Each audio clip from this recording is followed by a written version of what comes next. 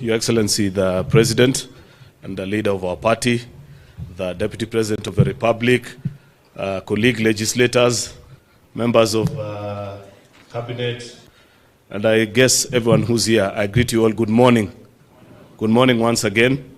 Well, I never tire, Your Excellency, to say how much it's a privilege for us to come together, especially those of us that are in Parliament. And we know the journey that we have walked to get this opportunity to interact and reflect on our journey this far, share what our views are, the challenges that we are facing, and how we can forge ahead to achieve the objectives that we set out for ourselves when we went out and spoke to the people of Kenya. Therefore, Your Excellency, allow me to appreciate this opportunity on behalf of the members of the Senate to interact with you and the members of the executive to share ideas and also just give an update of our work in Parliament, what is before us, the challenges that we're experiencing, and then forge ahead together as one united team. At the Senate, Your Excellency, we have had also a busy season the last few months, just before we went on recess. If you'll recall, members, actually, it was on account of business before the Senate that we had to stop the last PG, and we had interacted and reached a point where members were just about to make their remarks on various issues. But then because of the pending legislative work that was before us, we stopped and agreed to reconvene again. We are glad to be back here. At the Senate, Your Excellency, we have considered quite a significant number of bills that are key to the promises that we made to the people. And I want to take this earliest opportunity to appreciate the members of our side of the House who have all been extremely supportive. And at the times when we needed them, at least 90 to 99% have showed up and voted with us. It's not a very easy experience. And I say this knowing that perhaps very few people understand that remark. Perhaps only those that have served in the Senate understand the difficulty of raising the magical 24. It's never an easy business. And I am to appreciate that this present term of the Senate, members have been extremely supportive in passing business that has been forwarded to us. Quickly, Your Excellency, in the interest of time, I will mention that we are anxiously awaiting the housing bill, which the Honorable Lichungwa has spoken about. Once our colleagues in the Assembly conclude on it, we will definitely consider it. Chances are we have our slight different views on one or two issues, but as you know, we have been quite fast at agreeing and closing ranks every time us and the Assembly have a different view on any particular matter. In fact, I'm glad to report, and I appreciate our colleagues in the Assembly as well, that the 2 or 3 bills that have gone through a mediation process this time, within the first meeting, we were able to close ranks and agree, meaning those from the Assembly were able to see things from our perspective as Senate, and us were able to understand you as our colleagues from the Assembly. It's not very usual. The last 2 terms of Parliament, that never used to happen. In fact, it used to be, the meetings actually used to break down, Your Excellency, on account of who chairs.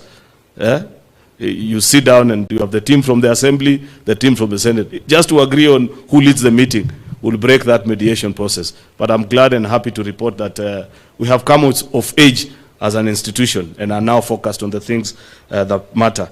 Of course, we have quite a heavy program, but there are about 2 or 3 or 4 bills maximum that I just want to report, Your Excellency, that we shall be giving priority in the next few, maybe 2 or 3 weeks to conclude on, because of how key and integral they are to many of the plans that we have as an administration. The Food and Feed Safety Bill that is presently before our Agriculture Committee is in 2nd reading, Your Excellency. And by the end of this week that you're beginning, we should be able to conclude on its 3rd reading, because the report has been tabled and our committees have proposed their amendments to what you had done in the Assembly, Mheshimiwa Ichungwa. So I believe we should be able to close rank on that particular issue. We have a controversial bill that began its legislative process last week, the Water Amendment Bill. And while at this I say to my colleague senators last week, and allow me to repeat it here, Your Excellency, that those that have served in Senate, Professor Kindiki, our first majority leader, you know that the easiest way that opposition can defeat a government bill, so to speak, in Senate is to declare it that this is anti-devolution. You are rolling back the gains. And without knowing, many a times people join into the chorus. And I have endeavored to remind my colleague senators that at least in the term that I have served as majority leader, I have never received a call from His Excellency, the President or his deputy, asking me that you must insist on a bill to come in a particular way.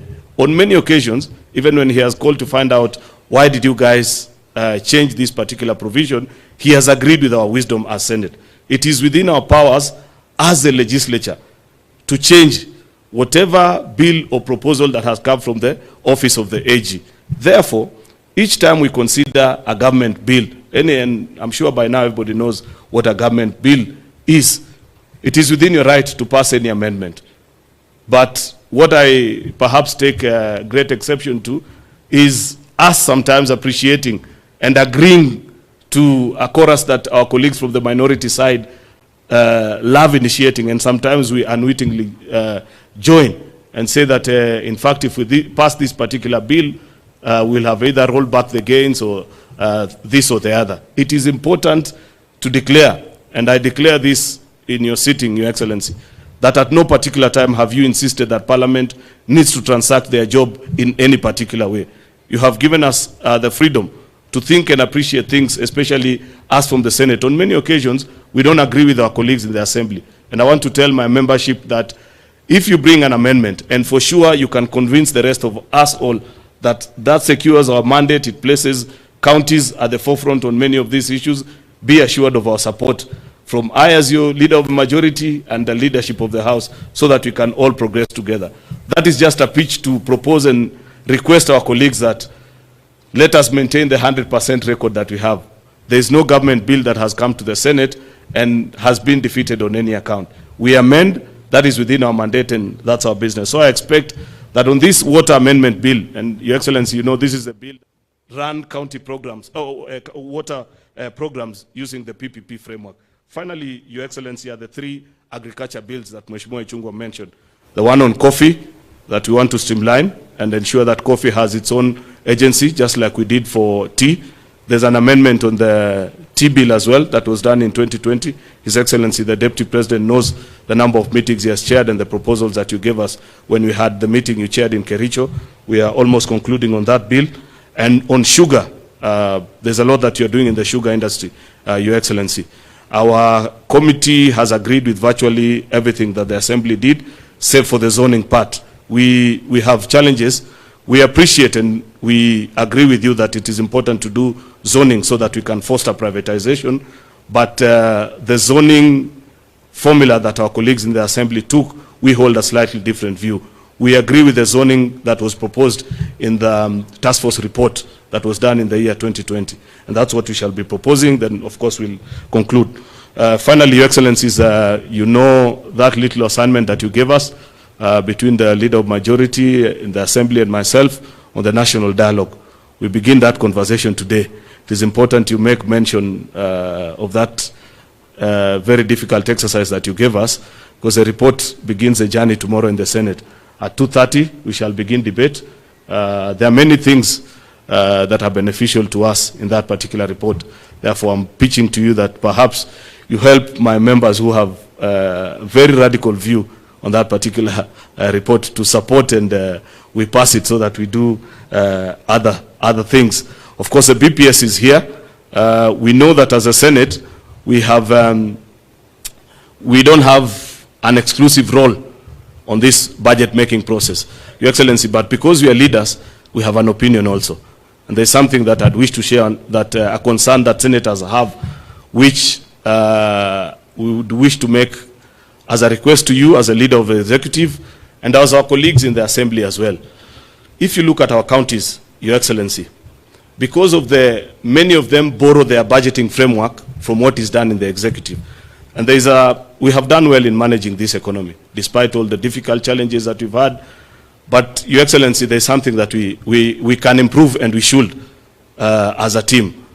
When doing our budgets, including the BPS that has been laid, the business of setting extremely high revenue projections and budgeting on it leaves us with pending bills in our counties, and it is on account of it, Your Excellency, that we have the debt crisis that we currently continue to face.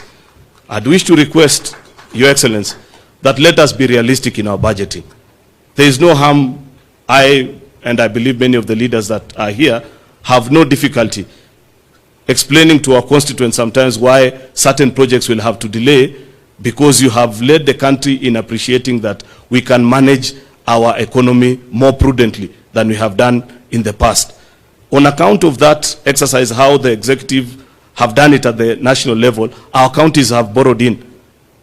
Many of our counties, they are projecting, on-source revenue of 1 billion shillings for a county that the last financial year collected 100 million.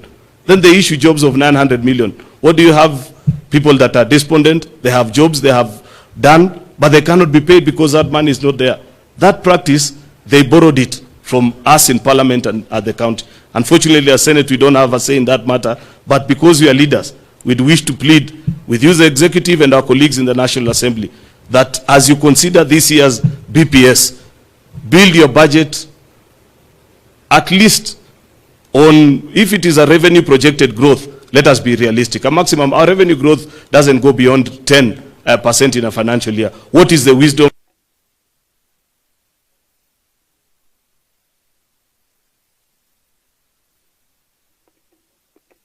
Forgive me, but I felt it is important for me to pass that point on behalf of senators. Therefore, with those very many remarks, colleague senators, allow me to take this opportunity to invite the truthful man. You know, Your Excellency, as you were walking, I was reminding, for those of us that used to come to this hotel for Tangatanga meetings, I was reminding His Excellency, the Deputy President, that his stint at being a truthful man did not begin when he became Deputy President. One evening we came here for a PG meeting, and it was those times where we used to have colleagues who would show up for Tangatanga today, the next weekend they show up in Kelewek. The DP stood in the meeting and caused chaos like you have never seen. There was one particular man, I'll not mention his name because he's a friend to many of us. And the DP said, so long as this man is here, this meeting is not going to start. And we had a standoff for 1 hour. Fortunately, that man pleaded. He never listened to you, and in the subsequent elections, he lost. I wish